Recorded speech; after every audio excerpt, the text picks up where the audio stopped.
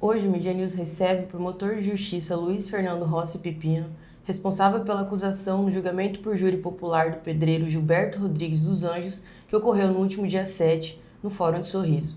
Gilberto, que foi condenado a 225 anos de prisão, é assassino confesso de Cleci Calvi Cardoso, de 46 anos, e suas 3 filhas de 19, 12 e 10 anos. O crime foi cometido em novembro de 2023, na cidade de Sorriso, e comoveu o país todo devido à violência empregada. Obrigada, doutor, por aceitar nosso convite. É uma satisfação, me coloco à disposição e agradeço a oportunidade e o convite. Doutor, o senhor é promotor de justiça aqui em Mato Grosso desde 2009, né? Ou seja, já são 16 anos nesse cargo. O senhor já atuou em outros casos de tanta repercussão como esse caso do Gilberto dos Anjos? Angélica, são 16 anos de Ministério Público. Desses 16 anos, sempre oficiando no Tribunal do Júri, com as atribuições para atuar no Tribunal do Júri, na defesa intransigente da vida. Evidentemente que há casos de repercussão, casos que, pela brutalidade, pela crueldade, né, repercutem bastante, mas eu garanto que nesses 16 anos eu nunca houvera me deparado com uma brutalidade tão grande, com a maldade, um estado bruto e com tanta violência. Como que o senhor se sentiu quando esse caso foi para o senhor, né, foi destinado ao senhor? Já havia pressão da sociedade e da família das vítimas que desejavam muito uma condenação exemplar a esse assassino. Como que foi para o senhor? Nós atuamos diligentemente. Primeiramente, eu quero até registrar o trabalho investigativo da Polícia Judiciária Civil e da Polícia Científica. A Polícia Judiciária Civil e a Politec trabalharam de forma eficiente, descobriram rapidamente a autoria delitiva, produziram as provas periciais, documentais, que bem demonstravam a materialidade de todas as infrações penais, a autoria delitiva também atribuída ao réu, propiciando ao Ministério Público provas suficientes, robustas, fortes, incriminatórias, para que nós pudéssemos deflagrar a ação penal, processar na forma da lei, com as imputações, até final do julgamento. Então, nós atuamos diligentemente com o processamento do feito até a submissão do réu a julgamento perante o Tribunal Popular. Certo. Doutor, quando o plenário foi fechado para discussão do jurado sobre a pena, o senhor já estava confiante aí de que seriam aplicados essa condenação de 225 anos que o Gilberto dos Anjos recebeu? Após os debates,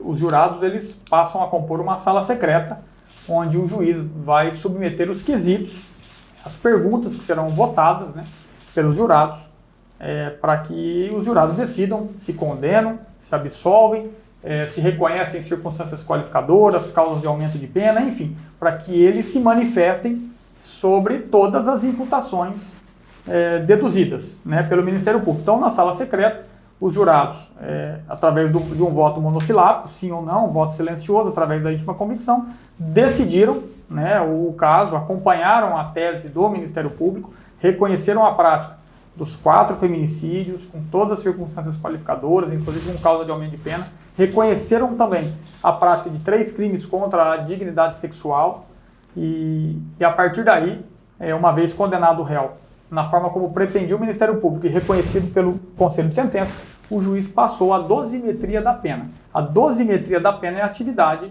do juiz-presidente. A partir do reconhecimento da responsabilidade penal do acusado pela prática daquelas infrações penais, cabe então ao juiz-presidente materializar ali na sentença a pena que será imposta.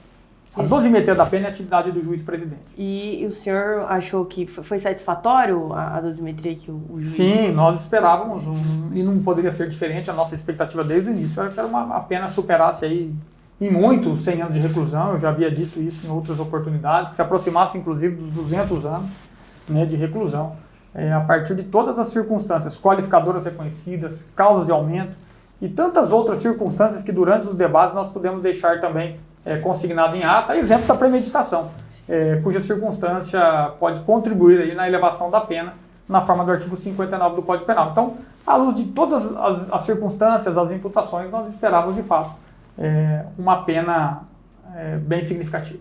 Perfeito. Doutor, qual que é a visão do senhor sobre a ausência do assassino Gilberto dos Anjos do julgamento? Ele ainda deixou até de acompanhar por videoconferência, depois que acabaram os testemunhos, né? Ele deixou de acompanhar o restante do julgamento. O senhor acha que foi mais uma vez uma forma dele insultar as vítimas, de mostrar o desprezo que ele sente pelas vítimas? Ele nunca demonstrou arrependimento nenhum. O que ele mais demonstrou ao longo dos anos foi a maldade. A maldade, a perversidade, arrependimento nenhum. Então nós não temos dúvida de que é um ser maldoso, perverso, né? Que o mal é o mal personificado em pessoa. Então não temos a menor dúvida do perfil de pessoa. Sobre a questão do acompanhamento, ele acompanhou toda a instrução, ele acompanhou a oitiva das testemunhas, né? Toda a instrução em plenário ele pôde acompanhar. No instante do interrogatório, ele permaneceu em silêncio. E aí trata-se do exercício de um direito constitucionalmente consagrado e durante os debates ele também pediu que a sua dispensa, né, a própria defesa postulou nesse sentido de que pedindo a sua dispensa aí dos debates orais e de todo o restante da solenidade. Então são direitos consagrados em lei que são assegurados e ele fez uso desses direitos durante o julgamento. Certo. Apesar de o assassino ter sido condenado a essa pena aí de 225 anos, a legislação do Código Penal não permite que uma pessoa fique mais de 40 anos presa, certo, doutor? Isso causa indignação e revolta à sociedade, né? Como que o senhor, não só como jurista, mas como parte da sociedade civil, avalia isso daí também? No caso específico em que nós estamos tratando, a pena decorrente desta condenação, né, advinda do Tribunal do Júri com marca de sorriso, resultou em 225 anos de reclusão. Mas vamos lembrar também, Angélica, que ele já houvera sido condenado pelo Tribunal do Júri de Mineiros a uma pena de 17 anos de reclusão e também pelo Tribunal do Júri da Comarca de Lucas do Rio Verde a uma pena de 22 anos de reclusão. Então, num somatório de penas aí, é uma pena aproximada já de 265 anos de reclusão. E, de acordo com a nossa legislação, artigo 75 do Código Penal, o tempo máximo de prisão permitido em lei é de 40 anos. Então, ninguém pode permanecer por mais de 40 anos preso, ainda que a pena imposta tenha ultrapassado em muito esse patamar, né? Já que no Brasil, por força da Constituição, são vedadas as penas de perpétua, a pena de morte. Então, por opção do legislador, o tempo máximo em que o Gilberto permanecerá preso será de 40 anos. Esse é algo que o senhor, como parte da sociedade civil, o senhor concorda com isso? O senhor acha que é algo a ser mudado? O Congresso deveria talvez aí pensar nisso? Eu penso que sim, Angélica. Não só nesse ponto, como em tantos outros pontos da legislação penal e da nossa legislação processual penal. Neste plenário do júri, esteve presente a senadora Margarete Busetti, esteve presente ali no plenário do júri, acompanhando a família enlutada. E em um determinado momento da nossa sustentação, eu deixei bastante clara a nossa ideia de que pudesse ecoar também ao Congresso Nacional e a todos aqueles que são responsáveis pela edição de leis, ao Congresso Nacional, a quem cabe, né, a edição de leis, as reformas legislativas, que nós precisamos de refletir junto com a sociedade, junto com o Congresso, com os demais poderes, a respeito da nossa legislação atual, porque eu penso que não está protegendo de forma eficiente e de forma significativa bens jurídicos mais valiosos, a exemplo da vida. Eu penso que nós devemos refletir sobre um endurecimento da nossa legislação, torná-la mais rigorosa, mais efetiva, mais eficaz para a proteção de bens jurídicos valiosos. Perfeito. Doutor, no Brasil a gente tem um caso conhecido, né, do maníaco do parque, do Francisco de Assis Pereira, que ele matou mais de 10 mulheres, né, ele confessou o assassinato de 10 mulheres lá em 1988 em São Paulo, e ele foi preso e foi condenado a 280 anos. Só que ele também, na época que ele foi preso, a legislação que vigente era de 30 anos no máximo, né, e é isso que ele vai cumprir. Em 2028 ele vai ser solto. Exato. O senhor acredita que, assim como o caso do maníaco do parque, o Gilberto, ele é uma pessoa que vai colocar a sociedade em risco assim que ele for for posto em liberdade? Porque vai passar os 40 anos, ele vai ser solto, né, doutor? Eu não tenho a menor dúvida de que se for... Quando solto, ele voltará a estuprar e voltará a matar. Eu não tenho a menor dúvida. É um ser perigoso, maldoso, personifica o mal e em liberdade vai colocar em risco mais vidas, mais mulheres e vai causar perigo à sociedade. A exemplo do Maníaco do Parque, muito bem mencionado, na década de 90, 1998, já está prestes a ser colocado em liberdade. Acho que nos próximos 2 ou 3 anos, né, ele vai permaneceu preso aí, vai permanecer, né, os 30 anos e vai ser colocado em liberdade, porque à época o artigo 75 do Código Penal previa como tempo máximo de prisão permitido os 30 anos. Né? Houve uma alteração, elevando para 40 anos, cuja alteração alcançou aí o chacineiro, né? O monstro de sorriso. Sim. Então eu não tenho a menor dúvida de que ele vai permanecer preso aí por esses próximos 40 anos, da mesma forma que o Maníaco do Parque permaneceu preso aí praticamente os últimos 30 anos. Doutor, e tem alguma forma de deixar esses assassinos presos por mais tempo do que os 40 anos? Hoje, né, 40 anos é o máximo. Tem como? A justiça pode fazer isso de alguma forma? Então, da forma como a legislação está posta, de acordo com a nossa previsão legal, não há mecanismo que ampare, né, prisão por tempo superior ao permitido por lei.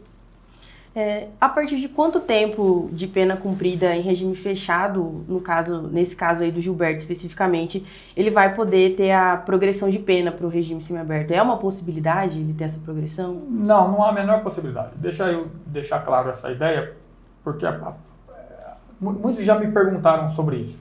Evidentemente que na lei de execução penal há um sistema progressivo para o cumprimento da pena, em que os regimes fechado, semiaberto, aberto, em uma forma de ressocializar, reeducar, reinserção do condenado, né, ao convívio social. Então, a partir daí, a lei prevê determinadas frações de pena, a depender se o crime é praticado com violência, sem violência, se é hediondo, se não é hediondo. Então, tem frações que vão variar de acordo com a natureza de cada infração penal. Mas, considerando o patamar de condenação que nós estamos tratando aqui, estou falando em 225 anos, somado aos outros 40, então eu estou falando em 265 anos de pena. Sim. Não há fração que ele possa cumprir, ou não há trabalho que ele possa desenvolver no cárcere, ou estudo que ele possa ter no cárcere a ponto de remissão de pena, que vá fazer diminuir dos 40 anos a que a lei permite como tempo máximo. Ele permanecerá preso pelos próximos 40 anos de vida dele. Perfeito. No julgamento do Gilberto, um momento que foi muito mediatizado também foi quando um dos defensores públicos disse que ele não pediria a pena mínima em respeito à população.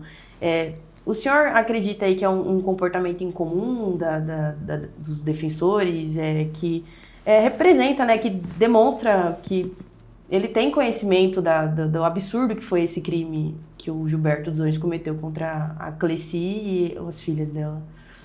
Angélica, a partir da pergunta, e a pergunta é bastante pertinente e interessante, mas nós temos que pontuar que a plenitude de defesa ela não nasceu no plenário do júri. O réu está sendo defendido e foi defendido ao longo de 1 ano e 8 meses. E as teses de defesa, elas só não foram repetidas no plenário do júri. Mas durante a primeira etapa do processo, durante a primeira fase do tribunal do júri, a fase de filtragem até a submissão do réu a julgamento perante o Tribunal Popular, a defesa trabalhou com diversas teses. A Defensoria Pública trabalhou com uma tese de que a nossa denúncia era inepta, porque o réu não podia se defender dos fatos que estavam ali narrados, porque ele não poderia compreender os fatos. Mas, na verdade, não é que a defesa não poderia compreender os fatos, nós não conseguimos compreender a violência praticada. A incompreensão estava na maldade e na violência, não na peça acusatória, que bem narrou a dinâmica de tudo. Então, o primeiro pedido da defesa era de inépcia da denúncia, arquivamento do processo, que não foi encampado pelo Poder Judiciário. E depois também houveram as teses de pote de qualificadoras. A defesa, ao longo da primeira fase, inclusive em sede recursal, quando houve a pronúncia do juiz de piso, do juiz da primeira vara da comarca de Sorriso, pronunciando o réu e submetendo a julgamento perante o Tribunal do Júri, a Defensoria recorreu em sentido estrito. E um dos pedidos, além da inépcia da denúncia, também era que o Tribunal de Justiça decotasse todas as circunstâncias qualificadoras possíveis da nossa acusação, de modo que o réu fosse encaminhado sem essas circunstâncias qualificadoras que elevariam a pena. Então a defesa, durante todo o procedimento, suscitou diversas teses de defesa que de alguma forma buscavam minimizar e diminuir as consequências jurídicas. só não repetiu a tese no plenário.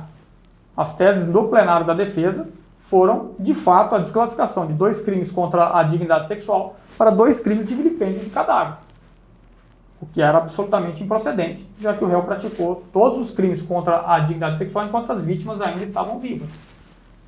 Apesar desse pedido, não o júri não considerou, né, doutor? Não, o júri não acompanhou, os jurados não acompanharam as teses de defesa. Os jurados acolheram as teses do Ministério Público e reconheceram a prática dos 3 crimes contra a dignidade sexual. Muito embora a defesa, no plenário do júri, tenha pedido a desclassificação de 2 desses delitos. Sim. Então, a defesa suscitou diversas teses ao longo do processo. É porque o que ficou em evidência numa última impressão foram as teses suscitadas em plenário. Mas até que chegasse em plenário, tantas outras teses de defesa foram suscitadas em favor do réu, que poderiam diminuir significativamente a consequência jurídica, a resposta do Estado e a pena aplicada. Perfeito. Mas não foi o que aconteceu, né, doutor? Não. Enfim... O juiz da primeira vara da comarca de Sorriso não acolheu as teses de defesa na primeira fase. Também, assim como o Tribunal de Justiça também não acolheu o recurso da Defensoria. E o réu foi submetido a julgamento perante o Tribunal do Júri, com todas as circunstâncias qualificadoras imputadas pelo Ministério Público. Doutor, Lembrando, me desculpe interrompê-la, lembrando que meses antes do julgamento, e quando o processo já estava pronto para julgamento, a Defensoria Pública também manejou pedido de desaforamento ao Tribunal de Justiça, com o pedido de que fosse deslocada a competência para julgamento e o réu fosse julgado no Tribunal do Júri da comarca de Cuiabá, da capital, e não pelo Tribunal do Júri da comarca de Sorriso, cujo pedido o Tribunal de Justiça também negou e manteve, assim, o julgamento do réu onde ele deveria ser julgado, que é perante a comarca do Júri de Sorriso, perante a população de Sorriso. Perfeito. Doutor, é uma possibilidade aí a defesa do Gilberto dos Anjos pedir alguma avaliação psicológica nele para tentar reverter alguma coisa ou conseguir talvez um semiaberto, alguma coisa assim? Não é possível. Não, eu não acredito, assim, no primeiro momento eu não acredito, porque durante todo o processo não houve qualquer pedido nesse sentido, né, da defesa, ao longo de 1 ano e 8 meses, jamais se veiculou aí o incidente de insanidade mental, até porque não há dúvida nenhuma sobre a rigidez mental do acusado. Então ele é uma pessoa sã que cometeu esses 4 feminicídios, né, doutor? Sim, ele compreendia exatamente o que ele fazia. Ele é uma pessoa perversa, cruel.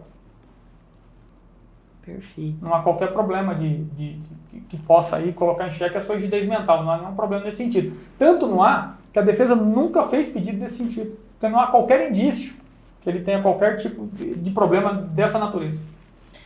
Doutor, o julgamento aí durou 10 horas. E qual que foi o momento mais impactante aí dessa sessão para o senhor? Desde o início da sessão. Durante toda a sessão, durante essas 10 horas. Desde a instrução, em que nós precisamos avivar na memória de todos, dos jurados, na presença da família, toda a maldade praticada, os crimes, a violação, o abuso, a crueldade, a perversidade, enfim, crimes praticados ali numa brutalidade fora do comum, em contraste com o mais elementar sentimento de piedade, impondo às vítimas um sofrimento atroz e desnecessário, um comportamento perverso. Eu me referi em determinado momento do julgamento, a encarnação do mal, é um mal personificado. São questões sensíveis, muita dor, família enlutada, toda a oitiva dos investigadores, do delegado que presidiram as investigações, das suas diligências, durante os debates, a exposição de imagens, fotos, avivando, né, toda a cena de terror, é uma cena de terror. E, enfim, até final do julgamento, esperando aí, todos nós aguardávamos ansiosamente a publicação da sentença, a condenação do réu, né? E a segurança da sociedade que ele permanecerá trancafiado aí pelos próximos 40 anos e nesse período de tempo, esse daí não vai fazer mal a mais ninguém. Perfeito, doutor. Muito obrigada. O senhor quer acrescentar alguma coisa? Eu agradeço o espaço, me coloco à disposição, né, para todo e qualquer tipo de esclarecimento e que a justiça seguirá sempre firme, forte e combatendo o mal e combatendo essa monstruosidade. Na verdade, o réu, quando ele praticou esses crimes, quando ele praticou essas infrações penais, quando ele invadiu aquela residência e destruiu toda a feminilidade daquele lar, ele declarou guerra à humanidade. E a humanidade respondeu à altura e respondeu com justiça. Perfeito. Muito obrigado, doutor. Eu agradeço.